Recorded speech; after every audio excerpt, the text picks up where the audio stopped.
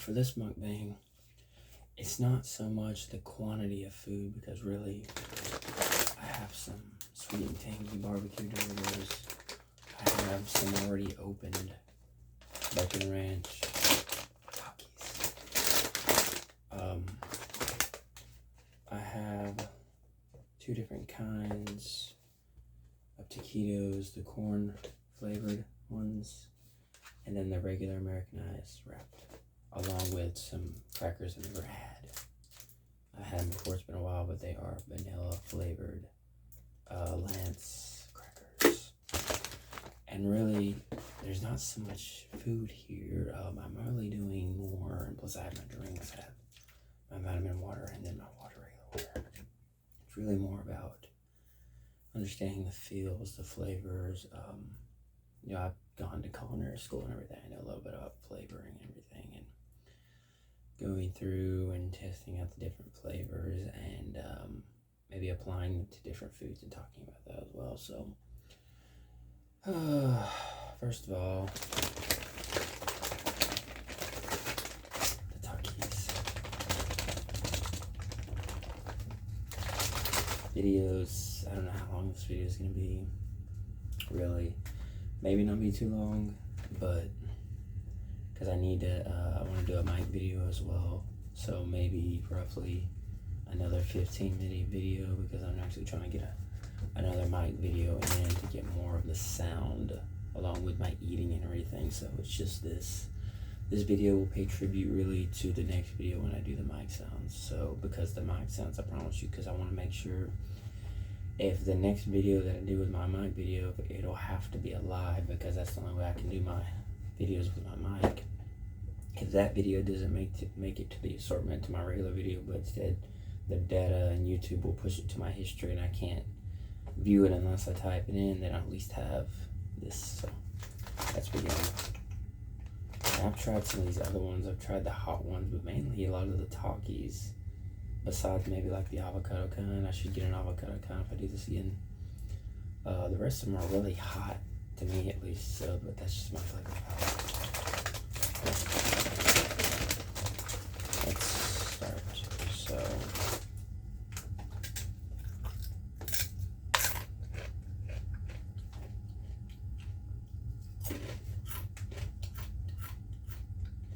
if you notice, these are like a mini version to this and to this, which these just have dashed up chicken in them.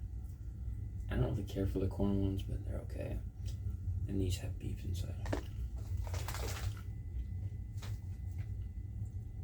I like ranch. I like anything with ranch.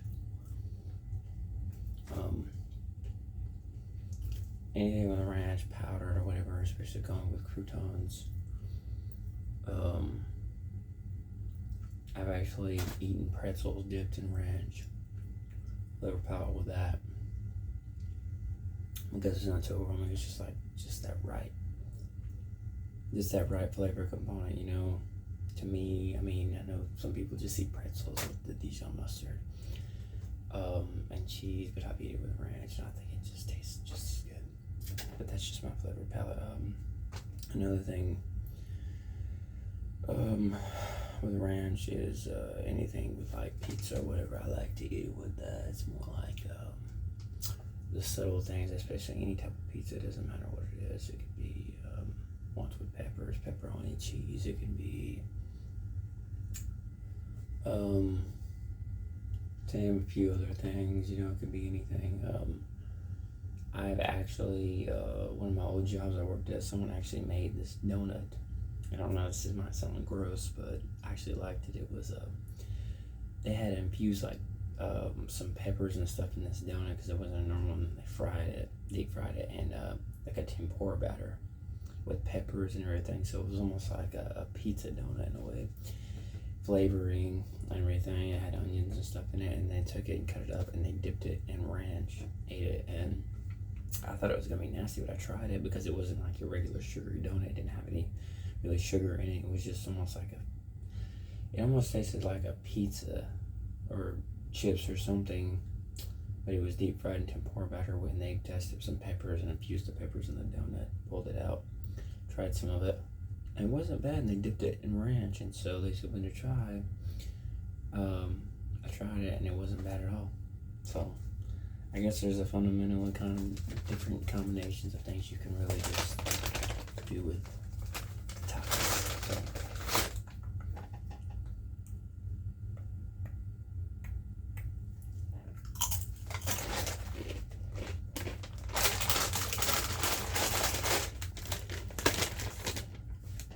Next.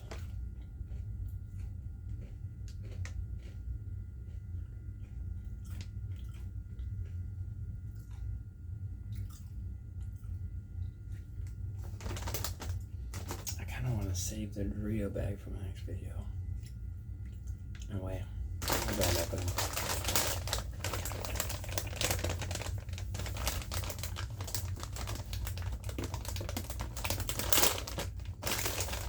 I can go ahead and tell you right now, because I've had these, because I want to save it for my mic video, that these specifically, the sweet tangy barbecue kind, what I would finish it off with is pizza. I have actually eat this on Subway subs before, in chip form, and the sauce, sweet and tangy with sweet chili and then a little barbecue. Also, a combination.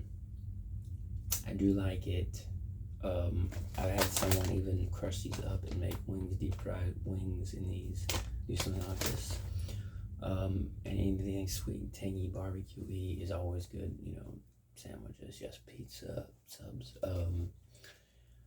You know, yes, wings. Even the smaller chicken pieces. I've had sweet and tangy onion rings before, deep fried, or like made in an air fryer, so sweet tangy coating of chips on the outside, and also especially like the sauce and everything goes good as a combination with it.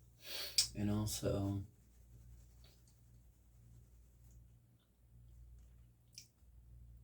you know,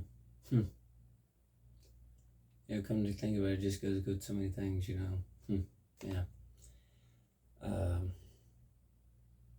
You know, especially anything to do with pizza. I think pizza's probably like my closest favorite, but you know, I like it. So, yeah. If I could really, also, corn dogs. I like corn dogs, especially anything sweet, tangy, barbecue, a corn dog. I really love that. And you know, I'm sure there's other things I could probably think about. Anything sweet, tangy with steak. I like a good sweet and tangy steak, or even the coating of the steak. You know, even with like a good sweet, tangy seasoning is always good.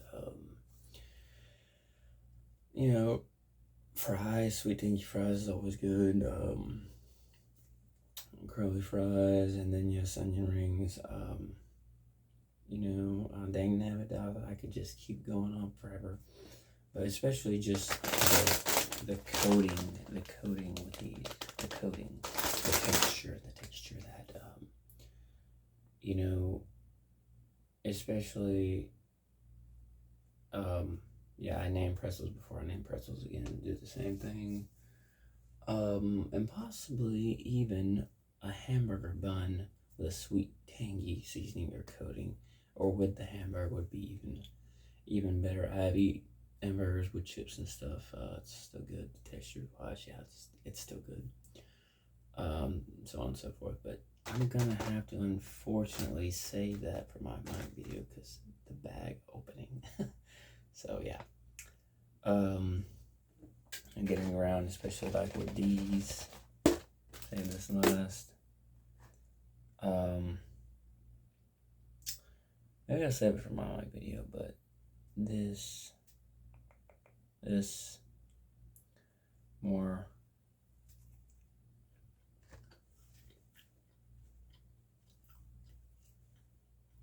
You know, it's okay. It's the corn rolled ones you can just buy at the store. You can make these fresh. I used to work in funny thing is I used to work for an Italian village in Chicago.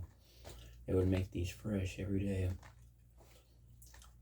I used to have to roll these to that village, and I just take a little bit of the beef, they put it in the center, and you just kind of like fold it over and roll it. And some of these, like these, or not even really tortillas, some of these, like they would do like the crab lagoons, or like they would do the other ones, and they would actually take crepes, take a little bit of the crab, chicken or beef, and roll it into the crepe and do it. And then what they would do is sometimes they would like take it, they would deep fry it, pull it back up, and then they actually take a little sauce, layer the sauce, the top with the sauce, and stick it in the salamander, kind of like roll the top, pull it out, and then layer the plate with a little sauce, and then take the things, or no, they would take these and put them over, and then layer the top over with some more sauce, and they would serve it. And you know, sometimes we'd do the opposite. They would take it, go ahead and throw it in the salamander, lay it over the go ahead and lay the plate with sauce, and then sometimes seasoning, or do the same thing, and then they would take the sauce and throw it over anyway. And they would do it with, like, they would have crab lagoons, they would have the beef, they would have chicken. I think they did one with mushrooms or something like that. They were doing something like that, but and then these, they would do the corn ones, and then they would like deep fry them, and then like let them cool, refrigerate them.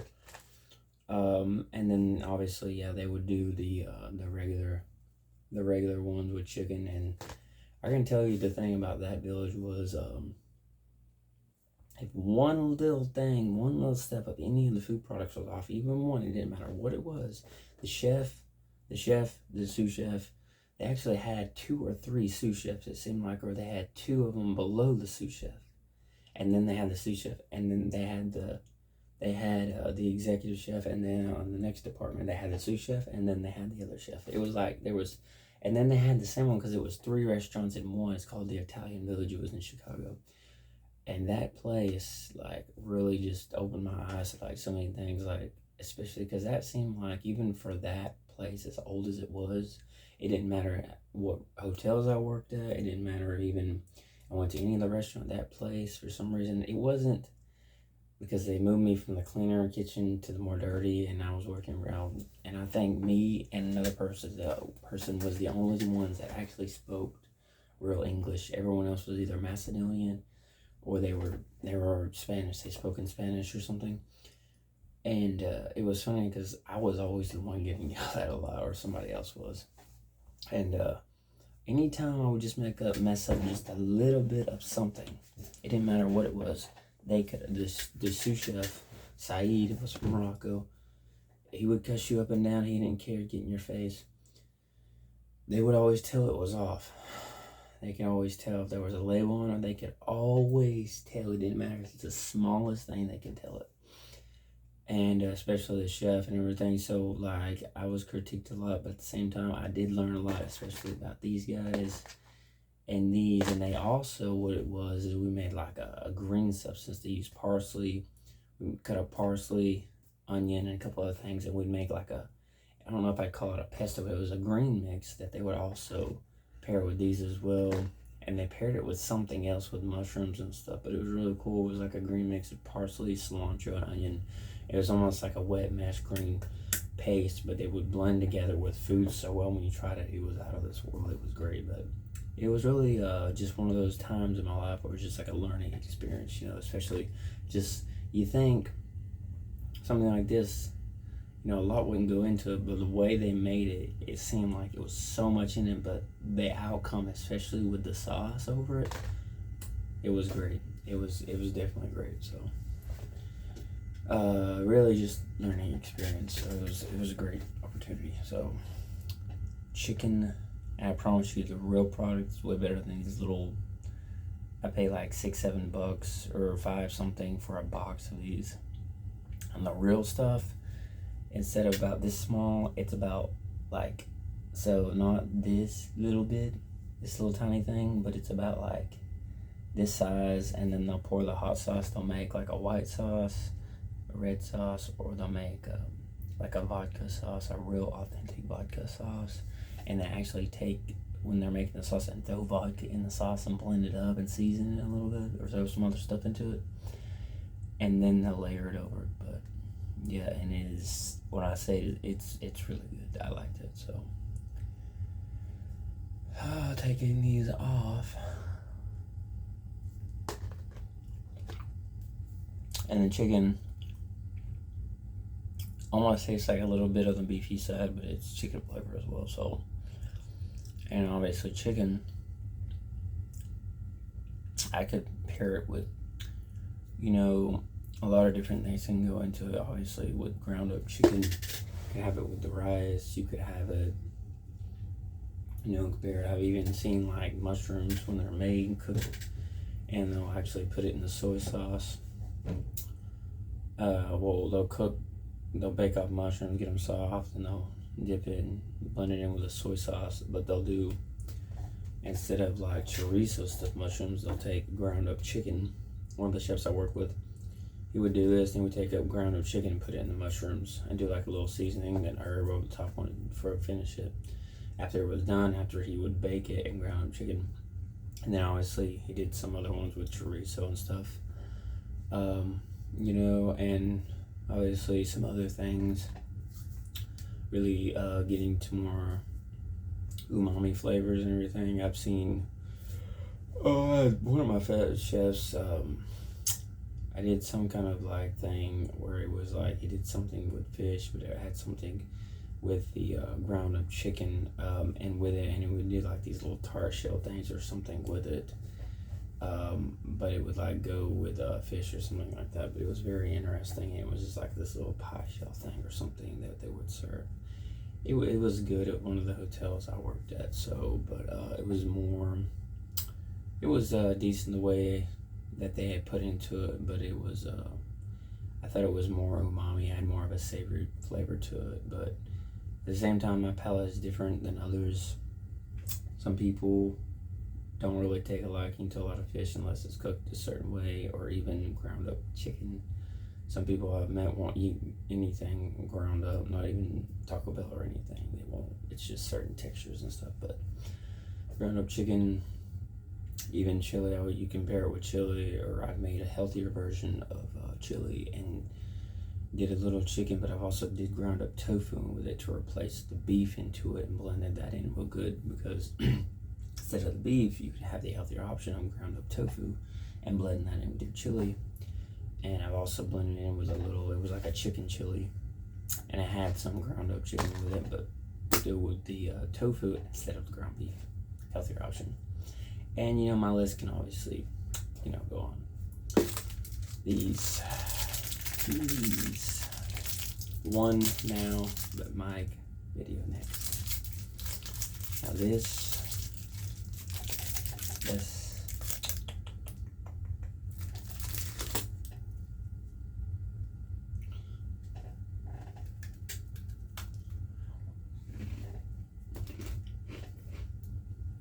You gotta forgive me, my day, it's been a long day for me, you gotta forgive me. That. Vanilla. Obviously, to me it's more of a universal flavor. Vanilla. Donuts. Obviously candy.